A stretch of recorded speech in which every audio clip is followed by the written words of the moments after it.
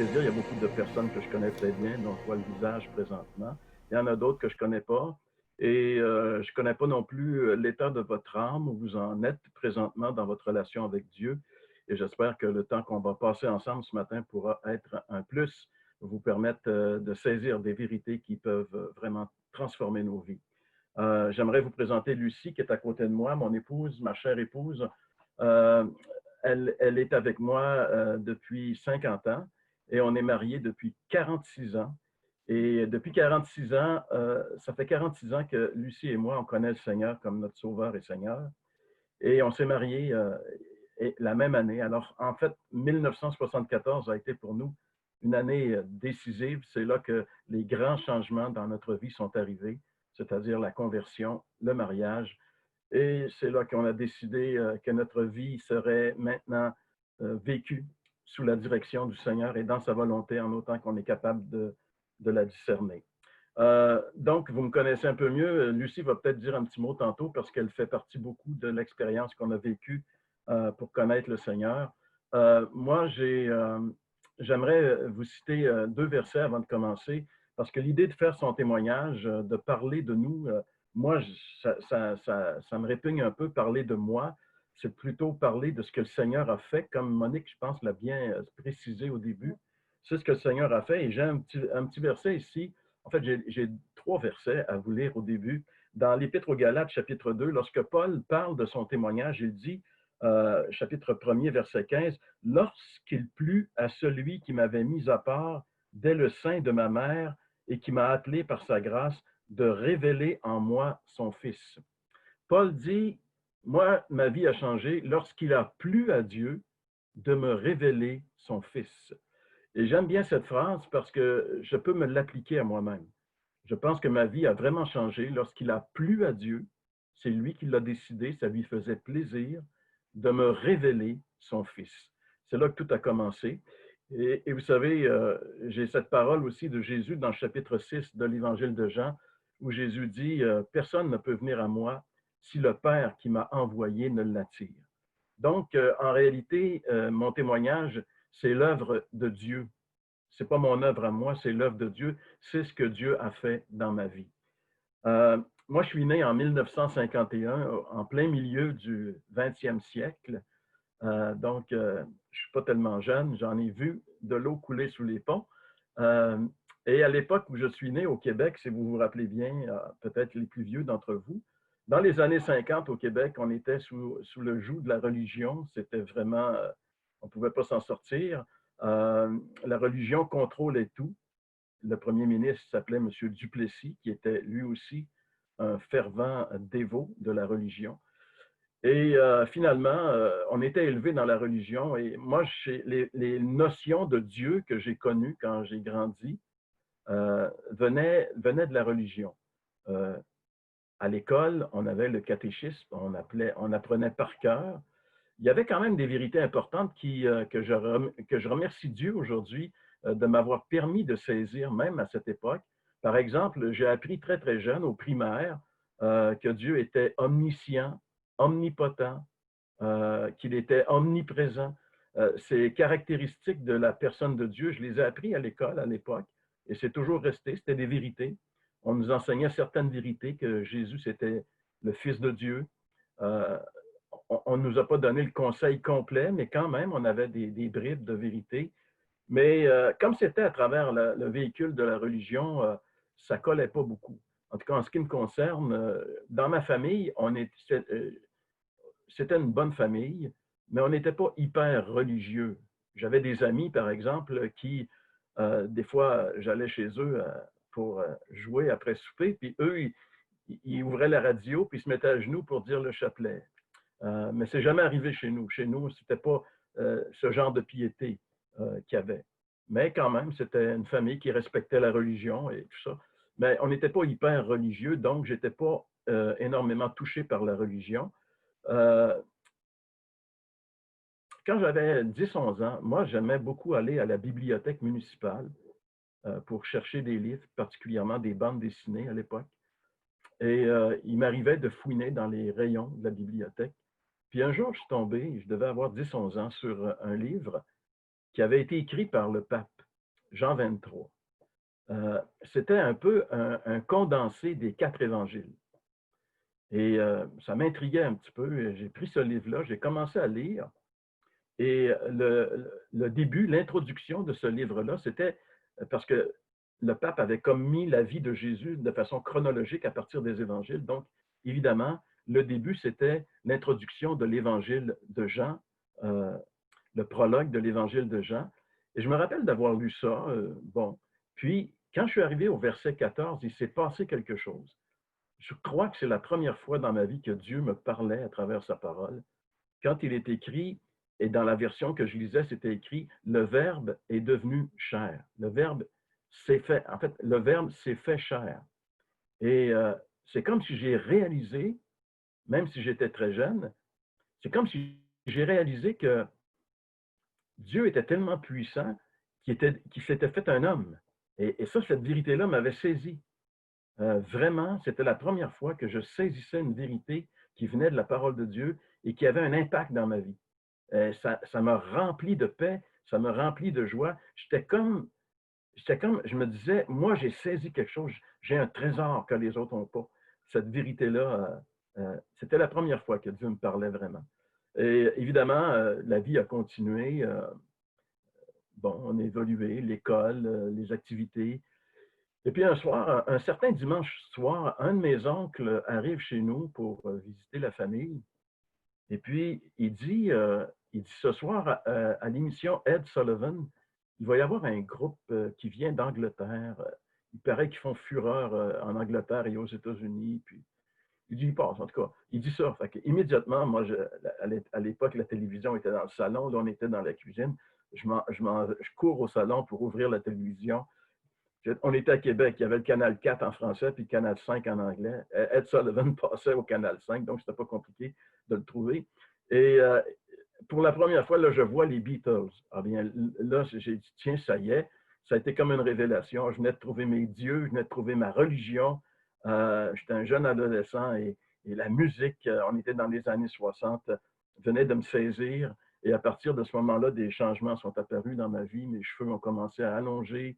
Mes vêtements ont commencé à changer, mon attitude était un peu différente. Et à partir de ce moment-là, j'aimais beaucoup. J'étais à l'école secondaire, comme je le dis souvent dans mon témoignage. Moi, je le disais, ça fait des années que je n'ai pas fait mon témoignage, mais quand j'étais à l'école secondaire, l'école était vraiment secondaire pour moi. Il y avait des choses primaires dans ma vie qui étaient de s'amuser, d'avoir du plaisir, d'écouter de la musique. Et quand on vit comme ça, évidemment, et qu'on passe à travers notre secondaire, quand on arrive au bout, les résultats ne sont pas tellement extraordinaires. Alors, avec les notes que j'ai pu avoir à la fin de mon secondaire, je ne pouvais pas entrer n'importe où pour continuer mes études. La seule place qui s'ouvrait pour moi, c'était le cégep de Limoilou. Et encore, c'était en philosophie et sciences religieuses. Donc, c'est là que je me retrouve après mon secondaire au cégep en philosophie et sciences religieuses. Évidemment, après quelques mois, j'en pouvais plus, là, c'était comme trop. J'ai dit, moi, je m'en vais ailleurs. Puis, c'était une époque où c'était facile de se trouver des petits boulots un petit peu partout. Donc, j'ai laissé l'école, je suis allé travailler. Petit boulot ici et là. Et à un moment donné, j'étais à la base militaire de Valcartier. C'est là que j'avais trouvé mon boulot pour l'instant. Et je me disais, je me suis mis à réfléchir. Je me suis dit, vais-tu faire ça toute ma vie? Petit boulot ici, petit boulot là, puis rien de stable. Et là, il y avait un gars qui travaillait avec moi, dont le frère était journaliste et travaillait à Télémétropole à Montréal. Et il restait sur ma rue. Donc, je me suis dit, si lui, il fait ce travail-là, pourquoi moi, je ne ferais pas ça? Alors, je m'informe un peu, puis je vois qu'à Québec, il y avait le Collège des annonceurs de radio-télévision. Il donnait un cours en communication. C'était un cours privé, c'était un collège privé. Donc, je m'inscris et puis finalement, je fais le cours. Je passe au travers du cours et quand j'ai terminé, j'envoie des auditions un peu partout parce que là, je voulais aller plus loin. Je voulais travailler dans le milieu des médias. Puis, une petite station, une petite station de radio à Montmagny, CKBM, qui, qui m'appelle pour travailler, qui me fait passer une audition. Puis finalement, je suis engagé. Quand j'y pense avec du recul, c'est drôle, mais j'étais j'étais vraiment fou comme un balai. Je veux dire, j'avais une job, j'étais annonceur, je travaillais dans un poste de radio. Hey, c'était quelque chose. Et après quelques mois, je reçois un coup de téléphone de CHRC à Québec. Pour les gens de Québec, si vous vous rappelez, dans les années 70, fin 60, 70, CHRC, c'était vraiment quelque chose. C'était la station. Et il m'appelle pour travailler, mais moi, je ne croyais pas ça parce qu'on se faisait on se jouait continuellement des tours entre annonceurs. Puis j'étais convaincu que c'était un des gars de l'équipe qui me faisait un tour. Alors, j'ai fermé le téléphone, je n'ai même pas pris le téléphone. J'ai dit, gars, tu ne m'auras pas cette fois-là. Et finalement, le téléphone ressonne, ressonne, ressonne, et c'était sérieux. On m'invitait à travailler à CHRC, mais euh, au sport. Et moi je n'ai jamais aimé le sport. Je ne suis pas sportif. Euh, pour vous donner un exemple, j'avais ma carte de presse, je pouvais rentrer n'importe quand au Colisée de Québec. C'était le temps où Guy Lafleur jouait pour les Remparts. J'étais sur la passerelle de presse et je m'ennuyais. J'écoutais pas ce qui se passait. Et quand je venais le temps de faire un reportage, je savais pas trop quoi dire. Je regardais les notes de mon collègue de Radio-Canada à côté qui, lui, était un expert. Alors, je pouvais me tirer d'affaire comme ça, mais encore là, j'ai dit, je ne pourrais pas passer toute ma vie à faire ça. Je me rappelle un soir, c'était les finales du hockey, Ligue nationale. Moi, je suis le chroniqueur sportif à CHRC. Alors, quand vient le temps de faire les nouvelles, il y avait toujours les nouvelles. Et puis par la suite, c'était le sport. C'était Luc Pagé qui était en ondes à CHRC. Puis il commence à me dire, salut Jean-Pierre, comment ça va le sport? Où on en est rendu dans les finales? Alors au moins, je pouvais lui dire le score. Et après ça, il commence à me poser des questions sur comment ça jouait puis qu'est-ce que c'était. Je savais vraiment pas quoi dire. J'ai inventé n'importe quoi. Mais je me suis dit, ça n'a pas d'allure, je ne peux pas continuer à faire ça. À un moment donné, les gens vont s'apercevoir que je suis en train de jouer à un jeu. Alors, j'ai donné ma démission. J'ai donné ma démission. Puis là, les gens disaient, t'es fou, toi, tu travailles à CHRC, puis tu t'abandonnes. Même, il y avait un gars que vous avez peut-être connu qui s'appelait, je ne me rappelle plus son nom, lui, il faisait la météo, puis il était toujours en train de paniquer quand il pleuvait, quand il y avait une tempête de neige. Et puis, il me dit, tu ne devrais pas laisser ta job. Il me montre, il m'invite au restaurant, puis sur la rue Saint-Jean, il y avait un gars qui balayait dans la rue. Il dit, regarde, il dit, ce gars-là, il a fait comme toi, il a laissé sa job, regarde ce qu'il fait aujourd'hui. C'était vraiment. Mais moi, j'étais décidé, je ne pouvais pas être chroniqueur sportif. Donc, en laissant ma job, là, par exemple, je commence à poigner un down un peu parce que là, je n'ai plus d'emploi. Je pars de haut, là, je saute de haut, là, je suis chroniqueur sportif, je suis devenu une petite vedette, là, un peu. Et puis là, je tombe à zéro. Euh, alors, qu'est-ce que je vais faire? Et cette année 73 est une année assez spéciale.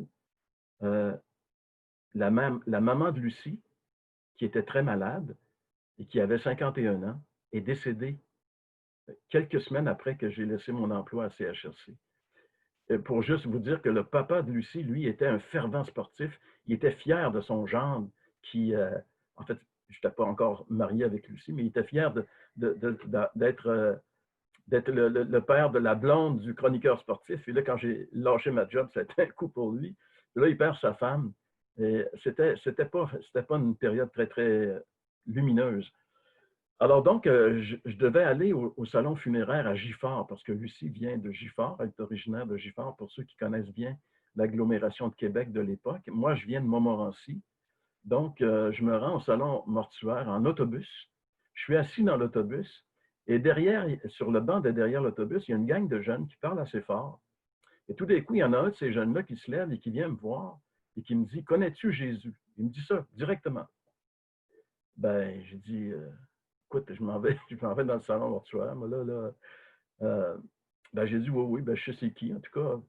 Puis là, il essaye de me témoigner un petit peu, mais je n'étais pas tellement ouvert. Puis il me donne un petit livret que vous connaissez peut-être, les plus vieux, là, Les 4 lois spirituelles de Bill Bright, Campus Crusade for Christ. Il me donne ça. Donc, c'est ma deuxième fois que je suis accosté que Dieu m'accoste pour me parler de son fils. Il m'a parlé dans sa parole, puis là, il me parle par un de ses témoins. Et juste pour faire une petite parenthèse, ce témoin-là s'appelait Michel Duclos. C'est un musicien qui était allé aux États-Unis, qui s'était converti, qui était revenu à Montmorency, puis là, il témoignait de sa foi. Et il me dit, quelques mois plus tard, quand je me suis converti, je l'ai rencontré, il me dit, quand j'étais dans l'autobus, le Jean-Pierre, il dit, le Seigneur me disait, va lui parler, va lui parler. Puis moi, je me disais, Seigneur, ce gars-là ne viendra jamais à toi. C'est impossible, pourquoi tu me demandes ça? Il ne voulait pas venir là témoigner. Puis finalement, il est venu. Alors, c'était la deuxième fois, en réalité, qu'on peut dire euh, que le Seigneur me rencontrait. Et là, je n'avais toujours pas d'emploi. Et pour moi, c'était très important de travailler. C'était une valeur chez nous. Dans notre famille, le travail, c'était une valeur. Donc, je me suis dit, il faut que je me trouve un job au plus vite. Donc, quand on est dans le réseau des annonceurs de radio, on a des contacts, tout ça. Puis finalement, je décroche un petit emploi très, très temporaire, 1 mois et demi à Mont-Laurier pour travailler à la station locale là-bas, pour remplacer une speakerine qui s'en va en Europe pour 1 mois et demi. Donc, je m'en vais travailler là. Et ça a été vraiment, quand j'y pense avec du recul, ça a été probablement l'été le plus noir de ma vie. À bien des égards, juste pour vous donner une idée, j'étais seul, une ville où je ne connais personne. Et comme je restais juste 1 mois et demi, je ne me suis pas cherché un appartement, mais il y avait un annonceur qui a accepté de partager avec moi, je dirais, sa piole. C'était vraiment un sous-sol avec aucune fenêtre. C'était noir là-dedans. C'était sale. Et je pense que ma vie ressemblait un peu à ça. J'avais beaucoup bu cet été-là pour essayer de m'évader. Ça allait mal. Et quand l'été est fini, j'étais un peu dans la déprime. Mais là, j'avais encore pas d'emploi. Il fallait que je trouve un emploi. Et en écoutant la télévision, il y a un annonceur qui travaillait à Sorel. Ben, il travaillait à Montréal, mais pour aller travailler à Montréal, il avait d'abord passé par Sorel, qui était une espèce de tremplin pour ceux qui voulaient faire une carrière dans les médias, dans les grands centres. Donc, je me suis dit, bon, ben, si Sorel est un tremplin, on va aller faire du plongeon. Alors, je vais à Sorel passer une audition pour travailler à la station CJSO. On est en 1973. Et je passe l'audition, puis le directeur des programmes me dit oui, c'est ça, on va te rappeler dans quelques semaines. Et puis, le temps passait, puis il ne me rappelait pas. Puis moi, je déprimais encore plus. Puis Lucie, à un moment donné, elle dit ben, c'est parce qu'il t'a oublié, rappelle-le, puis tu vas voir. Puis, c'est pas le premier bon conseil que mon épouse m'a donné, mais ça m'est un des bons. Puis j'ai appelé, puis finalement, ils m'ont dit oui, tu travailles avec l'équipe, la nouvelle programmation d'automne, tu es sur l'équipe, viens-t'en. Donc, je m'en vais à Sorel et j'arrive dans cette ville où je connais absolument personne. La première place que je vais, c'est à la station de radio. C'est là que je vais travailler. Je rencontre un annonceur, puis je passe la soirée à parler avec lui de toutes sortes de choses. Puis finalement, vers 11h30, minuit, il dit tu vas coucher où? Et là, je réalise que, oui, c'est vrai, je n'avais pas pensé à ça. Il fallait que je couche quelque part. Ça il dit allez te reconduire à l'hôtel, tu passeras une nuit là, puis après ça, on verra. Fait qu'il vient me reconduire à l'hôtel, mais en débarquant de l'auto, il me pose une question directe. Il dit t'es-tu sauvé? Il dit tu connais-tu Jésus? Et là, j'avais une croix dans le cou. Lucie m'avait donné un cadeau, une chaîne avec une croix. Et là, je déboutonne ma chemise, puis je lui dis ben oui, garde. Puis là, il commence à me dire là, il est à craquer. Là. Il dit si tu avais un enfant, puis il mourrait d'un accident, est-ce que tu te promènerais avec sa photo dans le cou? Là, j'ai dit, je pense que je m'en aller me coucher, là, puis on parlera de ça demain. Là, je venais de tomber chez des chrétiens évangéliques très, très allumés. Là. Et ce gars-là qui m'avait dit ça, il va devenir un de mes grands copains, un de mes grands amis. Lui, il était en train de commencer à fréquenter l'Assemblée chrétienne à Sorel, puis à être initié aux vérités de l'Évangile. Et il testait ce qu'il connaissait sur moi. J'étais un peu son rat de laboratoire. Donc, et moi, j'aimais ça, bon, mais je n'étais pas toujours à des bouts, c'est moi qui devais le reprendre parce que des fois, il passait à côté de certaines choses. Mais finalement, il me donne un Nouveau Testament, puis il dit, tu devrais lire ça, tu vois, c'est bon. Puis il m'invitait des fois à souper. Moi, j'étais seul dans mon petit bachelor au centre-ville. Puis lui, il était marié, puis sa femme était vraiment une bonne cuisinière, donc il m'invitait le mercredi soir. C'est toujours le mercredi pour souper. Et quand on avait fini de souper, il disait qu'est-ce que tu dis si on allait à la réunion? C'était pour m'amener à la réunion. Et là, j'entendais à chaque fois la parole de Dieu. Puis, donc, comme j'étais seul dans mon petit appartement, dans mon petit appartement à Sorel, je me suis mis à lire le Nouveau Testament. J'avais juste ça à faire. J'avais pas de télévision. J'avais du temps en masse. Donc, je me suis mis à lire le Nouveau Testament. Et puis, j'arrive dans l'Évangile de Jean et je retrouve mon verset, Jean 1,14. La parole est devenue chair. Là, c'était la version seconde cette fois-ci. La parole est devenue chair. Alors là, c'était familier. C'est comme si Dieu me rappelait qu'il m'avait déjà parlé. Alors là, j'ai continué à lire jusqu'au chapitre 3. Mais là, par exemple, là, j'ai poigné quelque chose. Chapitre 3, Jésus dit, si un homme ne naît pas de nouveau, il ne peut pas ni voir, ni entrer dans le royaume de Dieu. Wow! Ça m'a frappé. J'ai dit, comment ça? J'ai dit, on ne m'a jamais dit ça, moi, dans ma religion. À l'école, on ne m'a jamais dit qu'il fallait naître de nouveau pour entrer dans le royaume de Dieu. Puis Jésus dit, c'est tellement important que si quelqu'un n'est pas de nouveau, il n'y entrera pas dans le royaume. Alors là, j'ai réalisé que c'était très important de naître de nouveau. Mais j'étais un peu comme Nicodème. Comment ça marche? C'est quoi? Même si le texte est clair aujourd'hui, je veux dire, la suite du texte, l'histoire du serpent des reins, ça ne peut pas être plus clair que ça. Mais quand on n'est pas encore sauvé, puis que l'Évangile, la parole est un peu voilée, c'est pas aussi clair.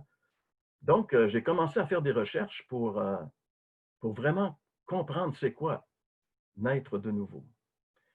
Et à un moment donné, je suis allé à l'Assemblée le dimanche matin.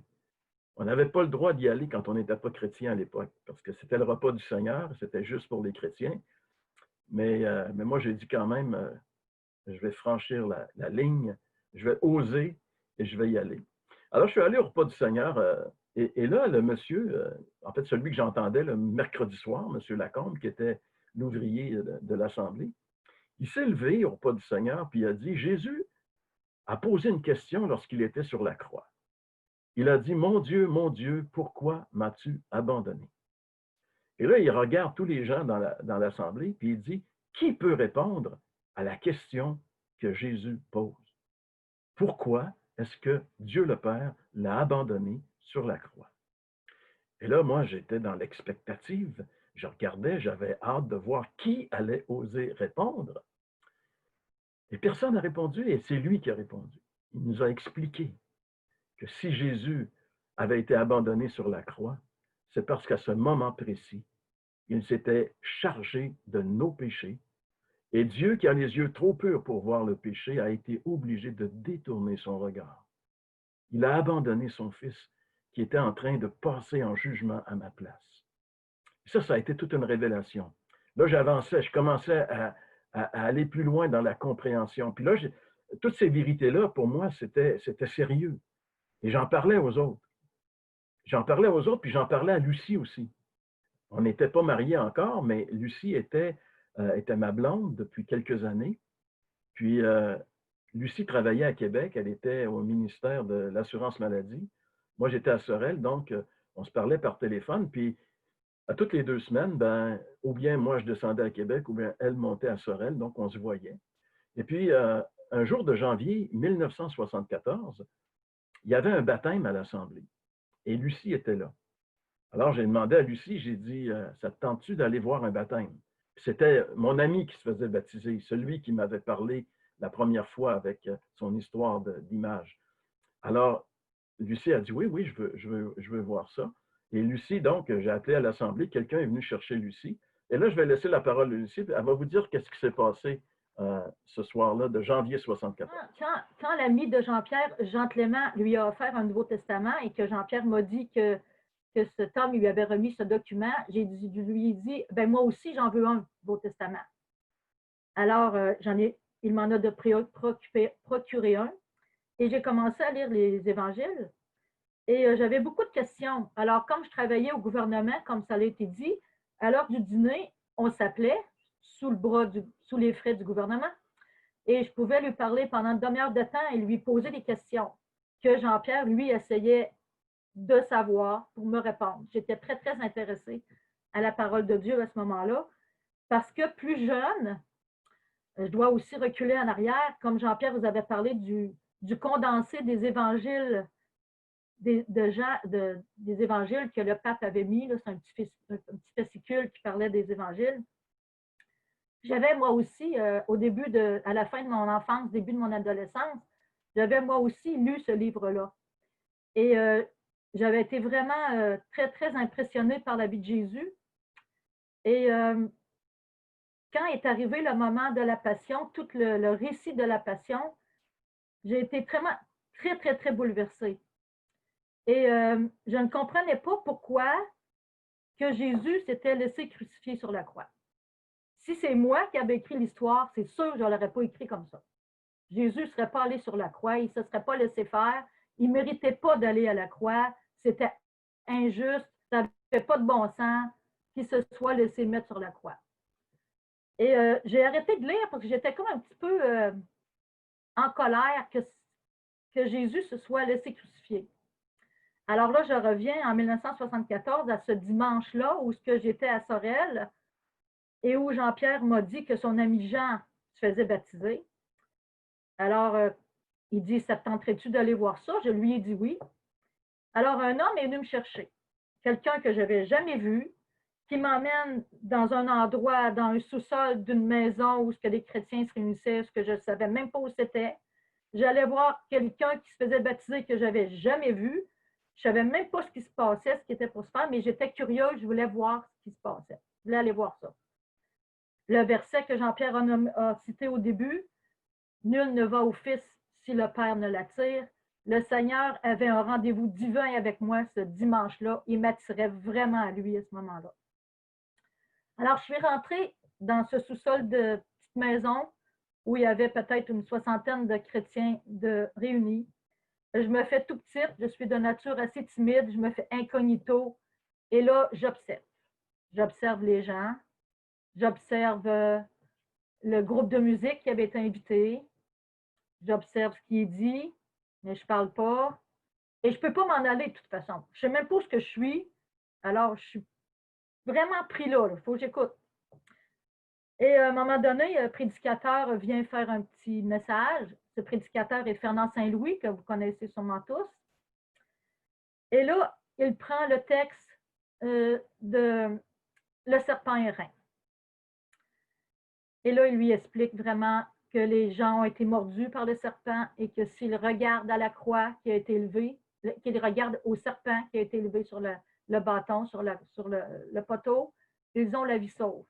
Et là, il vient faire l'allusion à Jésus qui devait aller à la croix pour le pardon de mes péchés. Et là, tout s'éclaire. Là, je comprends pourquoi Jésus est allé à la croix. Ce n'était pas une erreur de parcours, ce n'était pas les hommes qui l'avaient mis sur la croix. Il devait passer par la croix pour pardonner mes péchés. Alors, la question que je m'étais interpellée, pourquoi Jésus s'était laissé faire, mais je comprenais que c'était pour moi. Alors, j'ai donné ma vie à Jésus. Et le verset qui dit « Je suis le chemin, la vérité et la vie. Nul ne va au Père que par moi. » Ces deux versets-là, ils venaient vraiment. Là. Nul ne va au Fils si le Père ne l'attire. Nul ne va au Père que par moi. Ça venait vraiment, vraiment se bloquer ensemble. Et là, j'ai dit, j'avais 19 ans à ce moment-là. On était sur le point de se marier en juin qui suivait. Alors, j'ai dit, Seigneur, tu dis que tu es le chemin, moi, je vais te suivre. Tu dis que tu es la vie, moi, je ne sais pas de quoi va être faite ma vie, mais je te la confie. Tu dis que tu es la vérité. Et là, j'ai dit, Seigneur, on est catholique, comme Jean-Pierre disait, on est catholique de naissance, mais j'ai dit, tu es la vérité, ne me trompe pas. Ne permets pas que je rentre dans une espèce de religion, que je rejette l'Église catholique pour embarquer avec toi, ne me trompe pas. Tu dis que tu es la vérité, je veux te suivre. Et à ce moment-là, je vous le dis, la paix, le pardon, un sentiment de liberté, j'étais tellement heureuse. Après, il y a eu les baptêmes, j'ai pas tout compris ce qui se passait là, mais dans ma tête, j'étais pardonnée, Jésus était dans mon cœur, l'Esprit Saint venait de prendre la place. Et après la cérémonie, il y avait un petit goûter, puis là, j'étais comme plus gênée, là. Là, je disais aux gens autour de moi, je viens d'accepter le Seigneur. Je viens d'accepter le Seigneur. Puis les gens disaient, oui, oui, c'est beau, c'est beau. Je pense qu'ils ne me croyaient pas, je ne sais pas. Mais s'il y avait eu un appel, il n'y a pas eu d'appel, mais s'il y en avait eu un, je me serais avancée. J'étais comme déçue de ne pas pouvoir vraiment m'identifier en disant à tout le monde, hey, hey, hey, j'ai accepté le Seigneur. Alors, la personne est venue me reporter au poste de radio. J'ai dit à Jean-Pierre, j'ai accepté le Seigneur. Il dit, parfait, c'est ça, il faut que tu fasses. Mais il me semble qu'il ne cliquait pas comme moi, là. Et ça, c'était le 13 janvier 1974. Dans la fin de l'après-midi, je suis retournée chez mes parents à Québec, chez mon père. J'ai témoigné dans l'autobus. J'ai témoigné à mon père en arrivant. J'ai témoigné à mes collègues de travail le lendemain matin. J'étais heureuse. Et notre relation a continué parce qu'on avait prévu de se marier en juin. Et quand je parlais avec Jean-Pierre, je m'apercevais qu'il n'était pas toujours sur la même longueur d'onde que moi, même si il prêchait l'Évangile. Et le Seigneur m'a fait une grâce extraordinaire de sauver mon mari après notre mariage. J'aurais été, je pense, mal fichu s'il était resté comme il était avant. Alors, je laisse la parole à Jean-Pierre. Oui, c'est ça. Donc, on s'est mariés au mois de juin de l'année 74. Et après qu'on s'est mariés, Lucie était vraiment au Seigneur. Moi, je connaissais l'Évangile dans ma tête, la doctrine, tout ça, c'était clair. Je l'annonçais, même des fois, après que je travaillais, on allait manger un petit gueuleton. Et je me rappelle, un de mes compagnons de travail, le nouvelliste sur l'émission, je lui parlais de l'Évangile, puis à un moment donné, il se met à pleurer. Il dit, arrête de me parler de ça. Tu sais. Mais moi, je n'étais pas sauvé encore. Je n'avais pas la certitude d'être sauvé, d'avoir la vie éternelle. Mais je connaissais intellectuellement toutes les vérités de l'Évangile. Et Lucie savait très bien que je n'étais pas au Seigneur. Par exemple, je vous donne un exemple. Le dimanche matin, après qu'on s'est mariés, le dimanche matin, Lucie a dit, il faut se lever, il faut aller à l'Assemblée. Moi, je dis, oh, oui, regarde, on ira la semaine prochaine. C'est toujours la semaine prochaine. Tu sais, j'étais pas... c'était bien beau l'Évangile, mais de là à m'identifier et à mettre ça en pratique, c'était une autre affaire. Jusqu'à un jour, parce que là, ça me travaillait quand même. Je voyais Lucie qui lisait la Bible, puis elle me parlait des fois de l'Ancien Testament, des histoires qu'elle lisait, puis je me disais, wow, elle en sait des choses, elle-là, puis moi, j'étais toujours au même stade, là. Alors, j'ai dit, faut débloquer ça un peu. Fait que là, on appelle à Bethel. Il y avait l'Institut biblique Bethel, qui aujourd'hui est Parole de vie, mais à l'époque, c'était Bethel. Puis il y avait des cours par correspondance, des cours Emmaüs. Moi, je fais venir tous les cours. Je voulais. Et puis, je commence à faire des cours, étudier des épîtres. Puis là, au mois d'octobre 1974, j'étais en train de faire un cours merveilleux qui s'appelle « Ils ont rencontré le Christ ». C'était des petites leçons qui expliquaient ce qui s'était passé dans la vie de certaines personnes qui ont été en contact avec Jésus. Et la leçon que j'étais en train de faire, c'était celle de ce bandit qui était sur la croix à côté de Jésus et qui s'est tourné vers Jésus et qui a dit « Souviens-toi de moi ». Alors, la leçon était merveilleuse. Le gars, il disait, écoutez, ce gars-là qui était sur la croix, c'était pas un bon religieux. Quand tu es un bon religieux, tu ne vas pas sur la croix comme un bandit. C'était un bandit. Il n'y avait pas de religion, il n'y avait pas de morale. Il était sur la croix, puis il méritait, il le dit lui-même, nous, on a ce qu'on mérite. Il méritait la peine capitale. Mais qu'est-ce qu'il a fait? Il ne pouvait plus faire grand-chose. Il avait les pieds coincés, puis les mains coincées, mais il pouvait encore tourner sa tête. Il a tourné sa tête vers Jésus, puis il lui a dit, quand tu viendras dans ton règne, parce qu'il a cru, le Saint-Esprit lui a fait la grâce de réaliser que celui qui était aux côtés de lui sur cette croix était le Seigneur de gloire. Il a dit, quand tu viendras dans ton règne, souviens-toi de moi. Et là, parole merveilleuse, le Seigneur lui a dit, aujourd'hui, tu seras avec moi dans le paradis. Et moi, ça a été une révélation. Là, ce soir-là, j'étais en onde. Je dois vous dire que dans cet automne 74, les auditeurs de CJSO entendaient beaucoup plus de musique que de commentaires de l'animateur, parce que moi, j'étais en train de me convertir. Et là, c'est comme si le Saint-Esprit avait pris, c'est comme si je voyais la croix, je voyais le bandit repentant, je voyais l'autre bandit. C'est comme si je voyais l'humanité devant moi, avec Jésus au centre. Et là, c'est comme si le Saint-Esprit m'avait donné la vision de Jésus. Je voyais Jésus qui était tuméfié, qui saignait, qui était rempli de crachats, qui était rejeté. Et c'est comme si ses yeux me regardait et c'est comme si, sans qu'il parle, c'est comme si ça me disait, Jean-Pierre, est-ce que tu comprends ce que j'ai fait pour toi? Ça a été, j'ai dit oui. J'ai dit oui, Seigneur, prends-les ma vie parce que je vois que tu as payé cher. Et c'est là, en ce soir d'octobre 74, que je suis né de nouveau. Et j'étais tellement heureux. C'était le dénouement de ce combat qui durait depuis plusieurs mois. Et quand je suis rentré à l'appartement, Lucie est venue m'ouvrir, il y avait des amis. Je finissais à minuit, je me rappelle, je suis allé. Puis quand Lucie m'a ouvert la porte, elle m'a dit, toi, il y a quelque chose de changé. Ça paraissait dans ma face. J'étais sauvé, j'avais la vie éternelle. Et, euh, et moi, je ne voulais pas être un chrétien. J'avais tellement combattu là, pour savoir la différence entre connaître l'Évangile intellectuellement et se donner vraiment au Seigneur, de réaliser l'amour qu'il a eu pour nous, que je ne voulais pas être un chrétien à peu près. Je voulais vraiment être à 100%. Et l'été suivant, l'Assemblée chrétienne de Sorel propose à Jean et à moi de prendre quelques mois pour essayer d'aller en mission pour voir si éventuellement le Seigneur ne nous appelait pas à devenir des missionnaires. Alors, on a passé les 2 mois de l'été, on a abandonné nos travails à la radio, les deux, et on a passé 2 mois à évangéliser dans la région de Joliette. On est allé jusqu'à Manoine, voir les Premières Nations avec l'Évangile, tout ça. Et quand on est revenu après 2 mois, les autorités de l'Église nous ont demandé est-ce que vous êtes intéressés à continuer à être à plein temps dans l'œuvre. Jean a dit oui, moi ça m'intéresse. Mais moi, j'ai dit non, pas tout de suite. Je me suis trouvé un emploi à l'Apocatière. Mes ambitions ont changé. Là, je ne veux plus aller à Montréal, je ne veux plus devenir une vedette de télévision ou de radio. Je veux marcher pour le Seigneur. Et là, je me retrouve à l'Apocatière dans une station de radio. Et je suis le morning man. Je vous fais ça vite, rapidement. Alors, un vendredi matin, ça fait juste 1 ou 2 semaines que je travaille là-bas. Un vendredi matin, sur le log, je dois mettre un ruban qui va diffuser le message de l'évêque.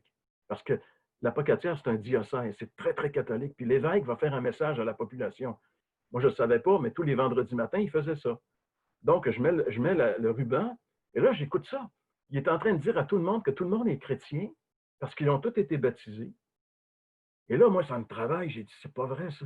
Pas... Là, je suis un nouveau chrétien, puis je suis bouillant. Puis là, je tiens le gros bout du bâton. Là.